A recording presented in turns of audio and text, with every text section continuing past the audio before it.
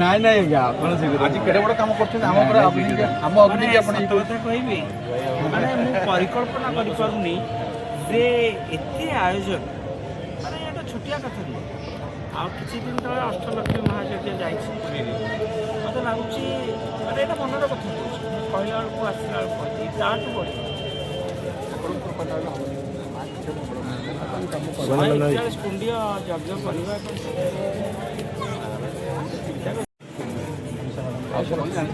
ଆଉ ତ ପଳେଇଲି ଭୋଜନ ଆରମ୍ଭ ହେଇଥିବ ଆଉ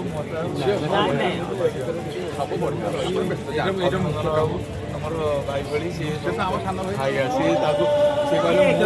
ଲାଗିଲା ଏଇ ଯୋଉ ବିଧି କରିବା ବନମାଟି କେମିତି ଲାଗୁଛି ପୁରା ଜବରଦସ୍ତ ଭାବେ ଦିଆଯାଇଛି। କୁମ୍ଭରେ 9 ଦିନ ରହିବାର ସୁଯୋଗ ପାଇଥିଲି। ଆମେ ଆପଣଙ୍କ ସହିତ ଆମେ ଗୋଟେ ଫଟୋ ଉଠେଇବା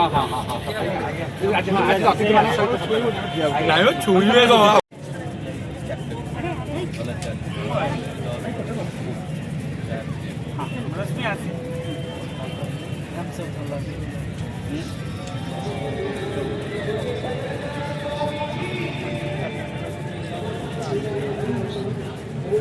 नमस्कार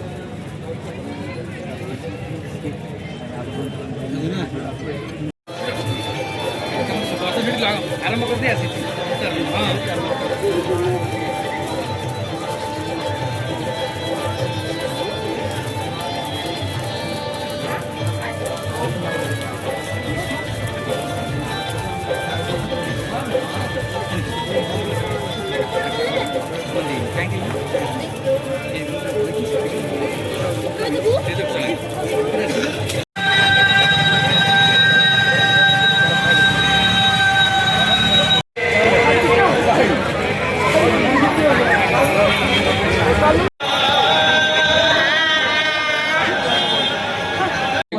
अभिनंदन जनावु एबे जेहेतु आनुष्ठानिक भाव में सब चली तेणु अन्नत रखी आम गहन विशिष्ट वकिल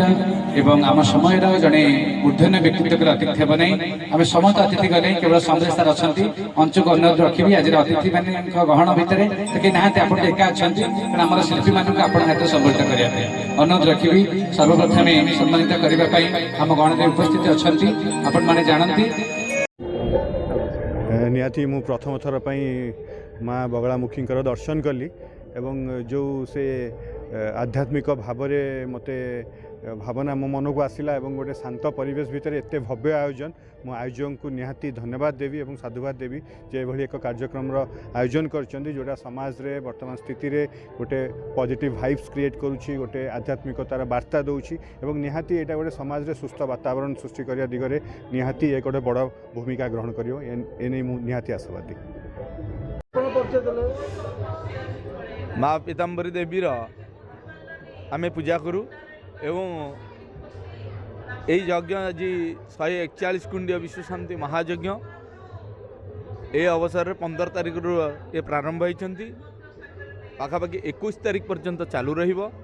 बहुत श्रद्धालु आछंती बहुत मान्यगण्य भक्तगण भी आछंती तेणु मार डकरारे समस्ते एकजुट होती आज दांड मुकुंदपुर ग्रामवासी अपार सहयोग ये सब कथा चली समस्त आम पुरी जिला नुहे सारा ओडिशार समस्त कोण कोणरू समस्त आसुचंती एवं समस्त सहयोग भी मध्य अच्छी तेणु आपण माध्यम आम जनइबू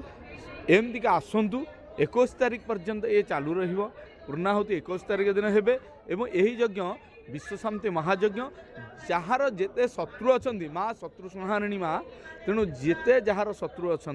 से ताकू विनाश करेंगे मध्य सुधाब्धि मणिमंडप रत्नवेदी सिंहासनो परिगतं परिपीत वर्णम पीतांबर भरणमाल्य विभूषितांगीं देवीं भजामि द्रुतमुद्गरवैरि जिह्वां जिह्वाग्रमादाय करेण देवीं वामेन शत्रुन् परिपीडयन्तीं गदा विघाते न च दक्षिणेन पीतांबराढ्यं दिभुजां नमामि। सत्यजुगरे समस्त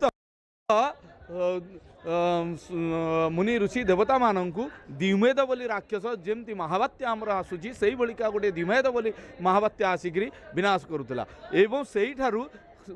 हरिद्रा सरोवर रे विष्णु तांको उपासना करिकरी माँ पीताम्बरी के आराधना करिकरी आनीथिले एवं सेही दिन ठारू से द्विमेध राक्षस को विनाश करथिले एवं संकल्प नैथिले गोटिए